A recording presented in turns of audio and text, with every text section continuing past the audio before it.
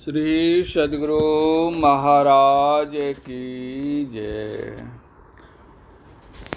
संपत्ति शिवालय के त्रिशूल पर भगवान श्री कृष्ण ध्यान की क्रिया बतलाते हुए कहते हैं, किसी दिशा को नहीं देखते हुए नासिकाग्र में देखो, तब करना क्या होगा। इसी का यत्न संत सद्गुरु से सीखना पड़ता है। एक लघु कथा सुनिए।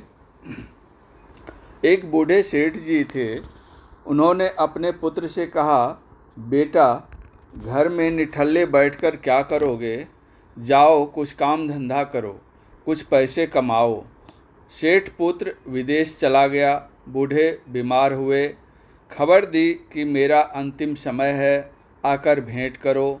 दूर होने के कारण आने में देर हो गई। सेठ जी का शरीर छूट गया। घर आने पर उसने तिजोरी में पूर्व संचित संपत्ति की खोज की।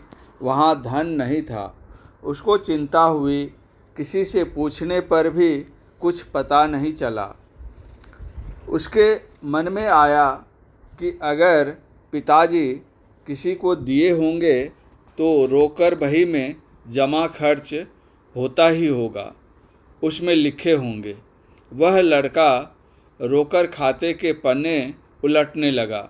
उसमें उसने लिखा पाया, आज महीना अमुक, तिथि अमुक, 12 बजे दिन में मैंने अपनी सारी संपत्ति दरवाजे पर स्थित शिवालय के त्रिशूल पर रख दी है।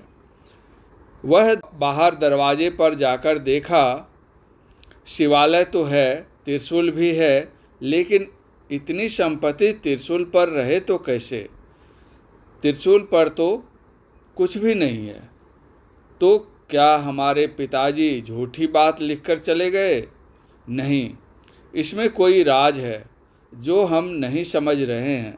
वे चले गए मुनीम जी के यहाँ। वहाँ उनसे पूछा, आपको पता होगा पिताजी ने अपनी संपत्ति क्या की? मुनीम जी ने उत्तर दिया, हाँ, मुझे मालूम है, लेकिन वह महीना आने दो, वह तिथि आने दो, मुझे खबर करना। मैं जाऊंगा और 12 बजे दिन जैसे होगा वैसे मैं तुमको पता बतला दूंगा। वह महीना आया, वह तिथि आई। सेठ पुत्र मुनीम जी के यहाँ गया, उनको बुलाकर लाया और कहा, अब बतलाइए। मुनीम जी ने कहा, बैठो।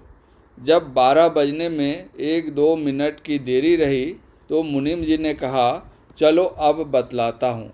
ठीक 12 बजे दिन में शिवालय के त्रिशूल की छाया जहाँ पर पड़ती थी, मुनीम जी ने कहा, यहाँ खोदो। जमीन खोदी गई, सारी संपत्ति मिल गई। यह एक रहस्य की बात है। इसी तरह शास्त्रों में नासाग्र, नासिकाग्र, भुर्वोर, मध्य आदि बातें लिखी हुई हैं, लेकिन जब तक संत सद्गुरु रूप मुनीम से भेंट नहीं होगी, राज नहीं खुलेगा। त्रिशूल पर खोजते रह जाइएगा, कभी संपत्ति नहीं मिलेगी।